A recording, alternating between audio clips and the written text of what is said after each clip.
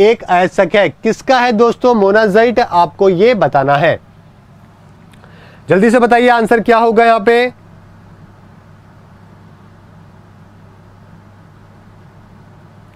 काफी सारे बच्चों ने यहां पे बिल्कुल सही आंसर भी दिया है।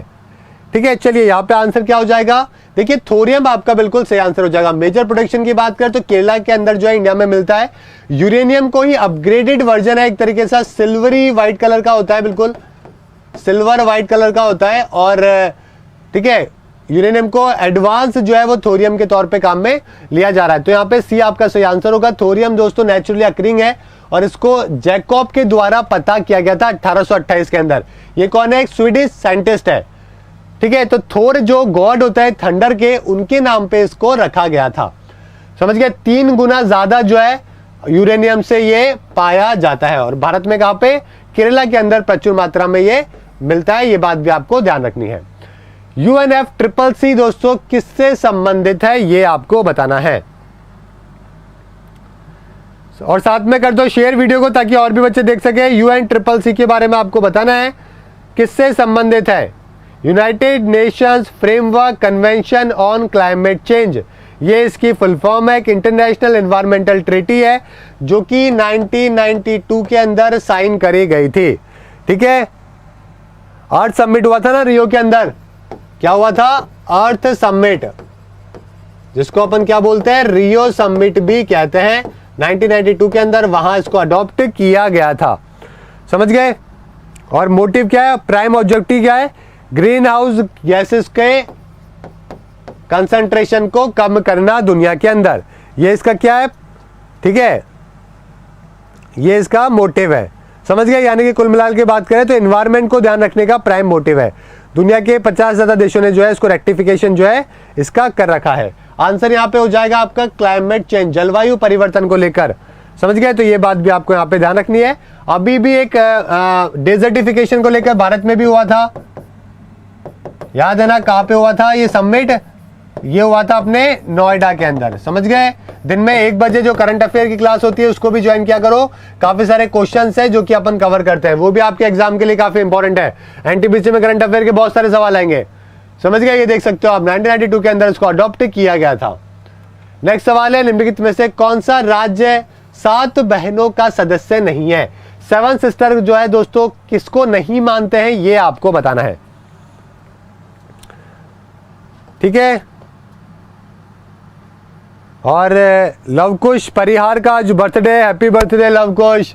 आंसर यहाँ पे बिल्कुल सही हो जाएगा। वेस्ट बंगाल, बिल्कुल बच्चों वाला आंसर क्वेश्चन है दोस्तों। 7 सिस्टर ये आपको दिख रहा है ना, ये सारे के सारे 7 सिस्टर स्टेट्स हैं। जो अपना नॉर्थ ईस्ट पार्ट है वो 7 सिस्टर है। इसमें ना तो वेस्ट बंगाल इसका पार्ट है और ना ही सिक्किम इसका पार्ट है, ध्यान रखिएगा।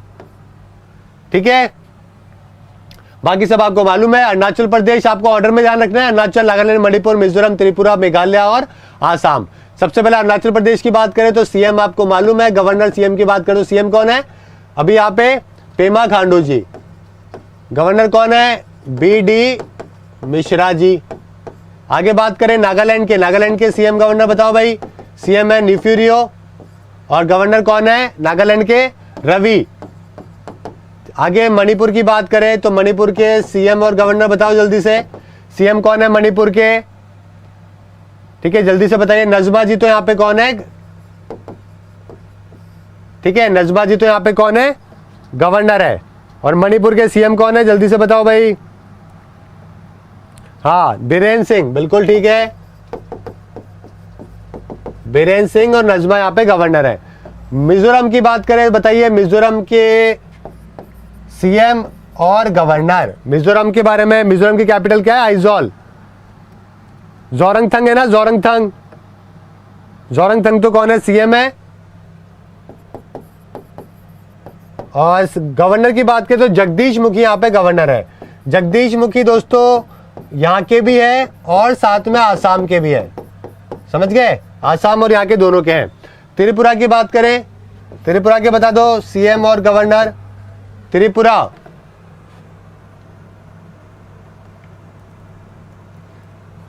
जल्दी से बताओ भाई त्रिपुरा के। हाँ, बिप्लब कुमार। बिप्लब तो हो गए यहाँ पे सीएम और रमेश जी है जो कि यहाँ पे गवर्नर है। मेघालय की बात करें तो सीएम तो हो गए कॉनरेड संगमा, कॉनरेड, ठीक है। और गवर्नर कौन है? तथागत रॉय। असम के आपको मालूम है सोनेवाल जी तो यहाँ पे सीएम है, और गवर्नर कौन है? जगदीश मुखी, ठीक है। तो इस तरीके से ये सब भी ध्यान रखिएगा, आपके एग्जाम में नॉर्थ ईस्ट का पूछा जा सकता है। आगे बात करते हैं, नेक्स्ट चलते हैं। नेक्स्ट है आपका अल्कलाइन सॉल्ट के अंदर दोस्तों क्या ऐड किया जाता है क्रॉप प्रोटेक्शन को लेकर, ताकि ठीक है सही जो है फसल का उत्पादन हो सके। योग्य बनाने के लिए दोस्तों अल्कलाइन सॉल्ट के अंदर ठीक है क्या ऐड किया जाता है, जल्दी से बताइए।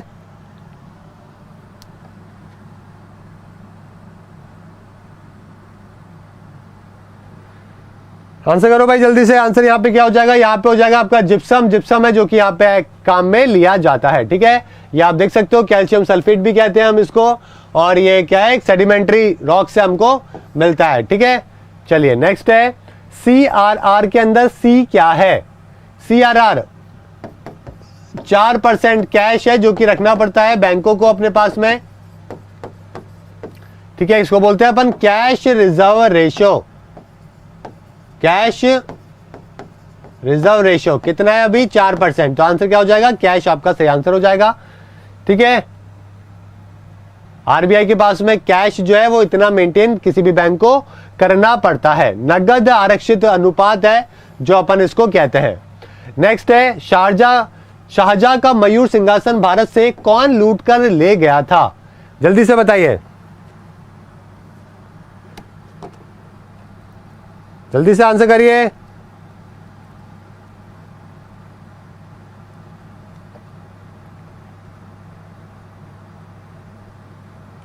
नादिर शाह कहां का था? पर्शिया का, है ना, पर्शिया का था। और फाउंडर था वहां पे अफशारिद डायनेस्टी का फाउंडर है जो कि ये माना जाता है। समझ गए? नादिर शाह मुगल एम्पायर के टाइम पे इसने दिल्ली पे अटैक किया था 1739 के अंदर, ठीक है। कब पे? शाहजहां के टाइम पे। तो आंसर क्या हो जाएगा आपका यहाँ पे? नादिर शाह। तो आपका बिल्कुल सही आंसर है, हो जाएगा, जो कि यहां से क्या ले गया था? पिकॉक थ्रोन जो है वो यहां से लेके चला गया था। समझ गए? ठीक है, तो ये भी बात आपको यहाँ पे ध्यान रखनी है। चलती आगे बढ़ते हैं, नेक्स्ट क्वेश्चन है,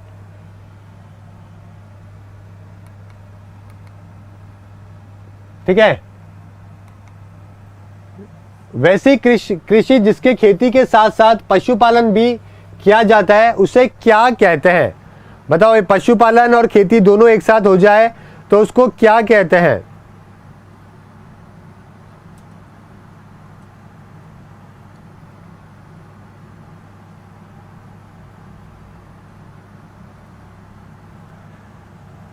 ठीक है, आंसर यहां पे क्या हो जाएगा? खेती के साथ साथ, देखो इसको बोलते हैं मिश्रित खेती। समझ गए? मिश्रित खेती है जो कि हम उसको कहते हैं, ठीक है। तो ये बात भी आपको यहाँ पे ध्यान रखनी है, पेपर पॉइंट ऑफ व्यू से इंपॉर्टेंट है। समझ गए? ठीक है, कई बार जो है एग्जाम के अंदर पूछते हैं दोस्तों कि भारत के अंदर कितनी तरीके की एग्रीकल्चर है जो कि होता है।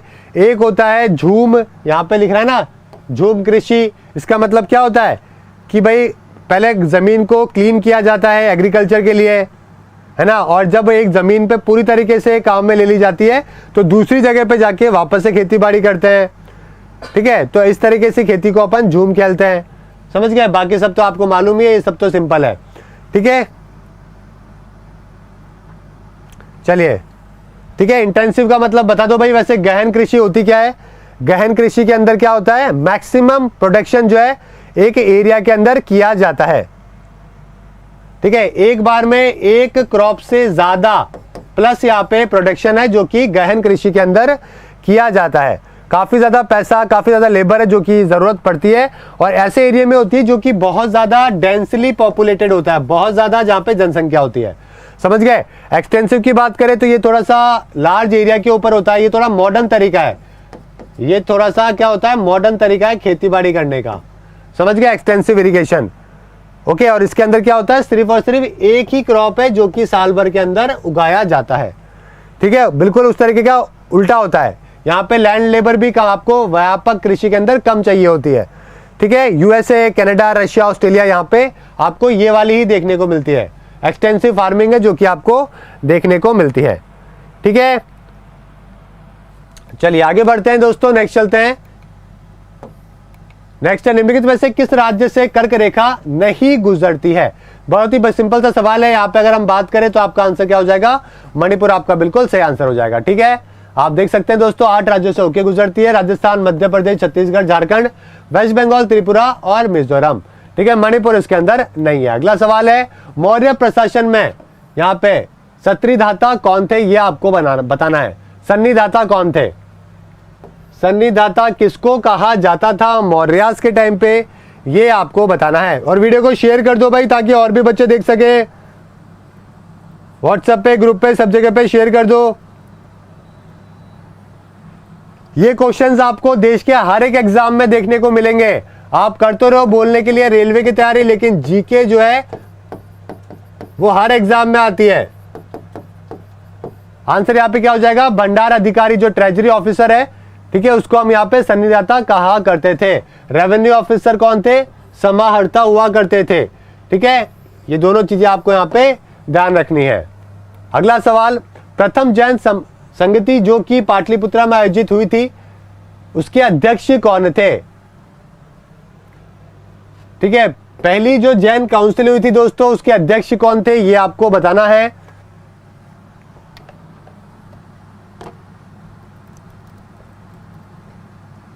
जल्दी से आंसर करो भाई।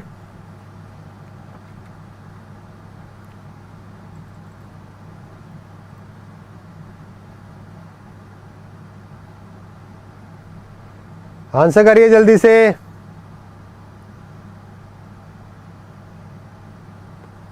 बिल्कुल सही आंसर है। यहाँ पे काफी बच्चों ने जो है वो तुक्के भी मारे हैं, काफी बच्चों ने गलत भी करे हैं।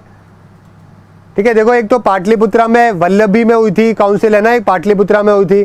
ठीक है, पहली वाली तो यहाँ पे स्थूल भद्र जो है वो उस टाइम पे यहाँ पे क्या थे? इनके अध्यक्ष थे। ये बात आपको ध्यान रखनी है।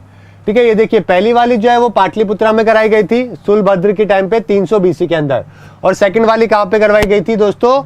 ये वल्लभी के अंदर करवाई गई थी। ठीक है, और यहाँ पे कौन थे? देवरादी, ठीक है, स्वयं श्रवण थे, जिनकी अध्यक्षता के अंदर दूसरी वाली जैन परिषद है जो कि करवाई गई थी। समझ गए? तो बहुत सारे सवाल बनते हैं। कब हुई थी? पहला सवाल। किसके अंडर में हुई? दूसरा सवाल। कहां पे हुई? तीसरा सवाल।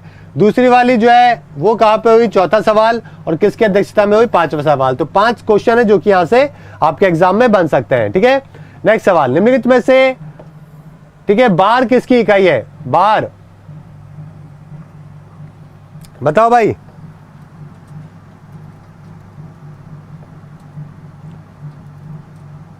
बार किसकी इकाई? काफी सिंपल सा क्वेश्चन है।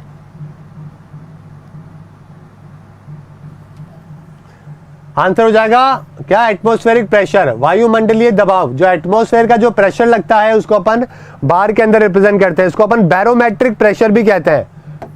बैरोमीटर काम में आता है ना, तो इसको अपन इसलिए बैरोमेट्रिक प्रेशर भी हम इसको कई बार कहते हैं। ठीक है, कंफ्यूज मत होना कभी ये लिखा है तो ये एटमॉस्फेयर का जो है अर्थ का उसका प्रेशर है जो कि देखता है। ठीक है, तो ये आपको यहाँ पे ध्यान रखना है। स्टैंडर्ड एटमॉस्फेरिक क्या यूनिट ऑफ प्रेशर को हम डिफाइन करते हैं एम बार के अंदर। ठीक है, 1013.25 एम बार है जो कि अपन एक स्टैंडर्ड एटमॉस्फेरिक प्रेशर है। ठीक है, जो कि अपन देखते हैं ये इक्विवेलेंट होता है किसके? ये आपके मरकरी का जो 750 mm ऑफ Hg मरकरी के जो है ना, इसके इक्विवेलेंट होता है 760 mm ऑफ Hg के मरकरी के। ठीक है, समझ गए? सी लेवल के ऊपर है। 1 ATM है जो कि प्रेशर होता है। ये सब आपको बेसिक सी बातें हैं जो कि आपको पता होनी चाहिए। ठीक है, पास्कल है प्रेशर की जो यूनिट अपन नॉर्मली काम में लेते हैं। ठीक है, चलिए 1 पास्कल कितने का बराबर होता है? 1 न्यूटन पर मीटर स्क्वायर के। चलो वो अलग बात है, आगे बढ़ते हैं। ठीक है, यहाँ पे आप देख सकते हो दोस्तों एक बार कितने के? यहाँ पे 1 लाख पास्कल के बराबर है जो कि होता है। ठीक है, नेक्स्ट क्वेश्चन है यहाँ पे, राजमन्नार समिति किससे संबंधित है? राज्य मन्नार समिति के बारे में आपको बताना है। आंसर की यहाँ पे बात करें दोस्तों तो आंसर यहाँ पे क्या हो जाएगा, काफी बच्चों को पता नहीं होगा, सेंटर और स्टेट के रिलेशनशिप को लेकर जो है इस कमेटी को बनाया गया था। ठीक है, एडमिनिस्ट्रेटिव रिफॉर्म को लेकर काफी सारी चीजों को लेकर यहाँ पे बातचीत करी गई थी। ठीक है, और भी है जैसे कि भगवान सहाय समिति है, सरकारिया कमीशन है, ये सारे इंपॉर्टेंट है आपके कमीशन है जो कि सेंटर और स्टेट से रिलेटेड है, जो कि आपको ध्यान रखना है। समझ गए। चलिए, निम्नलिखित राज्यों में से किस राज्य का क्षेत्राधिकार गुवाहाटी उच्च न्यायालय के क्षेत्राधिकार के अधीन आता है? गुवाहाटी के एडमिनिस्ट्रेटर के अंदर कौन सा वाला आता है दोस्तों?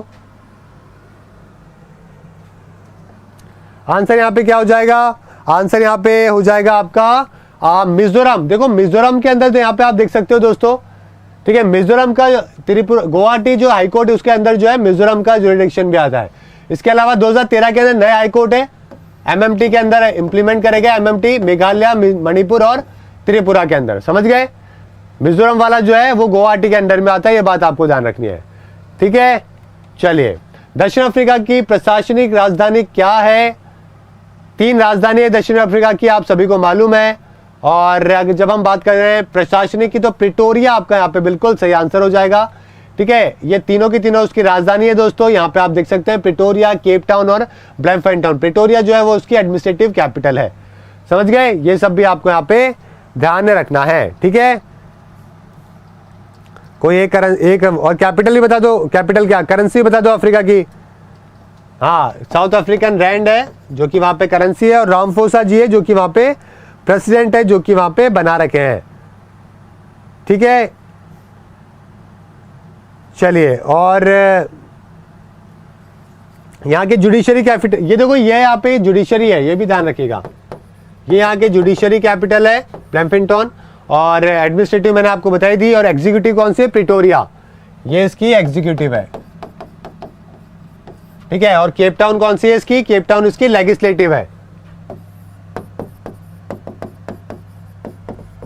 समझ गए। तो ये सब भी आपको यहाँ पे ध्यान रखना है। ठीक है, जुडिशियल कैपिटल। नेक्स्ट है, किस प्रकार के कोयला का कैलोरी मान सर्वाधिक होता है? मैंने पहले ही बताया था, अब की बार लेके पीना, एंथ्रासाइड नंबर 1, विटामिनस, लिग्नाइट और पीट। समझ गए। तो एंथ्रासाइड के अंदर सबसे ज्यादा आपको क्या मिलती है? ठीक है, कैलोरिफिक वैल्यू जो है, कार्बन जो है वो सबसे ज्यादा एंथ्रासाइड के अंदर ही देखने को मिलता है। समझ गए। ठीक है, और 90% से भी ज्यादा जो है इसके अंदर आपको कार्बन है जो कि देखने को मिलता है। निम्नलिखित में से कौन वीडीयू का दूसरा नाम है? बताओ भाई, वीडीयू का दूसरा नाम क्या है?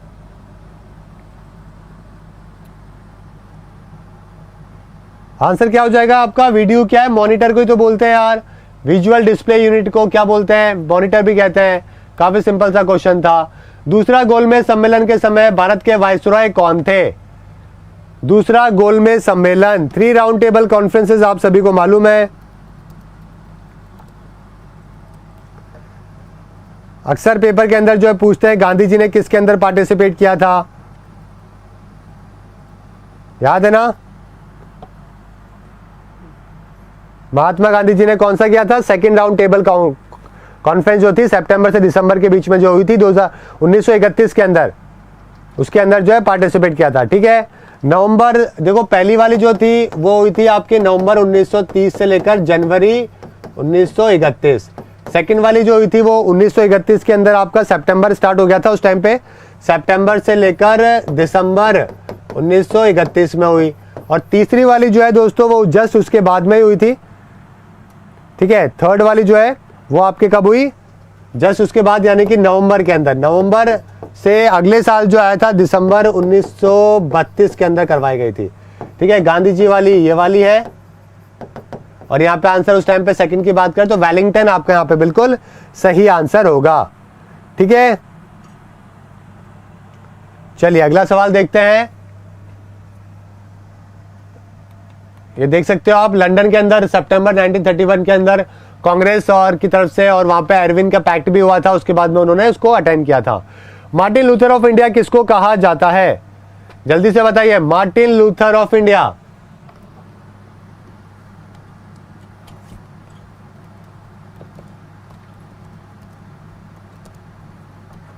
जल्दी से बताइए। मार्टिन लूथर तो पता है ना कि मार्टिन लूथर, पहले आपको मार्टिन लूथर बताता हूं मैं पहले, उसके बाद फिर आपको मार्टिन लूथर ऑफ इंडिया है जो कि बताना पड़ेगा। देखो मार्टिन लूथर जो है दोस्तों जर्मन प्रोफेसर थे थियोलॉजी के, समझ गए, बहुत ज़्यादा फेमस थे और ठीक है रिफॉर्म्स को लेकर उन्होंने काम किया था, रोमन कैथोलिक चर्च के प्रैक्टिसेस को लेकर। जर्मनी के अंदर इनका जन्म हुआ था, जर्मनी के अंदर ही इनकी डेथ हुई थी। 15 सेंचुरी के थे, मेरे ख्याल से कोई 1480 के आसपास इनका जन्म हुआ था और 1550 या 1560 के आसपास है मार्टिन लूथर की क्या हुई थी, डेथ हुई थी। समझ गए, प्रोफेसर थे बाय प्रोफेशन, ठीक है। तो जर्मनी से बिलोंग करते थे, थियोलॉजी के जर्मन प्रोफेसर थे, काफी जबरदस्त, ठीक है। चलिए, तो इंडिया के किसको, दयानंद सरस्वती को कहते हैं। आंसर क्या हो जाएगा, दयानंद सरस्वती। बी आपका यहाँ पे बिल्कुल सही आंसर है जो कि हो जाएगा, ठीक है। प्रोटेस्टेड, देखो क्रिश्चियनिटी के अंदर दो होते हैं, एक तो कैथोलिक होते हैं, एक प्रोटेस्टेंट होते हैं, समझ गए। जैसे मुस्लिम में शिया और सुन्नी नहीं होते, उसी तरीके से। तो उन्होंने क्या किया था, जिस तरीके से प्रैक्टिसेस हो रही थी रोमन कैथोलिक चर्च के अंदर, उसके अगेंस्ट जो है उन्होंने ट्रेडिशन स्टार्ट किया था, ओके, जिसको प्रोटेस्टेंट बाद में कहा गया, और भी अलग अलग नाम है जो कि उस टाइम पे दिए गए थे। क्रिश्चियनिटी के अंदर काफी ज्यादा इन्फ्लुएंशियल जो है इनका काम माना जाता है। तो उसी तरीके से दयानंद सरस्वती ने भी हिंदुइज्म के अंदर काफी अच्छे काम करे, अलग निकल के चीजों को प्रैक्टिसेस के अलग जो है निकल के काम करना स्टार्ट किया। तो इसीलिए जो है उनको इस तरीके से ये नाम है जो कि यहाँ पे दिया गया है, समझ गए। चलिए ये देखिए, और दयानंद सरस्वती जिनको अपन मार्टिन लूथर ऑफ इंडिया भी कहते हैं, फाउंडर आर्य समाज के 1875 के अंदर मुंबई के अंदर शुरुआत करी थी, ओके। स्लोगन दिया था वेदास, यहाँ पे रिटर्न टू द वेदास, है ना, ये स्लोगन भी उनके द्वारा दिया गया, ओके। अगला है दोस्तों, आपको बताना है, सुप्रीम कोर्ट ने कहा था कि basic feature of the constitution को आप बदल नहीं सकते हो अंडर आर्टिकल 368। ये कौन से केस के बाद में कहा था। देखो हर चीज का बेसिक फीचर होता है, आपके भी अपने कुछ बेसिक प्रिंसिपल्स होंगे जीवन के अंदर, कभी भी उनको नहीं बदलना चाहिए। वैसे ही हमारे संविधान के भी कुछ बेसिक प्रिंसिपल्स हैं, उनको अपन नहीं बदल सकते, जैसे कि रूल ऑफ लॉ, जुडिशरी जो है वो इंडिपेंडेंट रहे, आपके फंडामेंटल राइट्स को प्रिजर्व रखे, डेमोक्रेसी देश में बनी रहे, ये हमारे कुछ बेसिक फीचर्स है हमारे संविधान के। तो केशवानंद भारती केस है जो कि देश का सबसे बड़ा केस माना जाता है, उसके बाद में ये फैसला सुनाया गया था। 13 जजेस की जो बेंच है वो यहाँ पे बैठी थी, okay. Keshavananda Bharati versus state of Kerala जो है ये 1973 के अंदर केस हुआ था, ओके। तो ये यहाँ पे बोला गया कि आप बेसिक स्ट्रक्चर ऑफ कॉन्स्टिट्यूशन को बदलाव नहीं कर सकते। जामा मस्जिद का निर्माण किसके द्वारा किया गया, ये आपको बताना है, और ये है आज का आपका लास्ट सवाल, जल्दी से बताइए। बहुत ही सिंपल सा सवाल है। जामा मस्जिद की बात करें तो आपका यहाँ पे आंसर क्या हो जाएगा, शाहजहां आपका यहाँ पे बिल्कुल सही आंसर है जो कि हो जाएगा। ये देख सकते हो आप दोस्तों, शाहजहां ने जामा मस्जिद को दिल्ली में और मोती मस्जिद आगरा के अंदर बनाई, ठीक है। मोती मस्जिद कहाँ पर, रेड फोर्ट के अंदर है, जिसको बाद में औरंगजेब के द्वारा बनाया गया, ठीक है। मोती मस्जिद कहाँ पे, आगरा में, और जामा मस्जिद कहाँ पे, दिल्ली में। मोती मस्जिद का निर्माण किया था औरंगजेब के अंदर, समझ गए।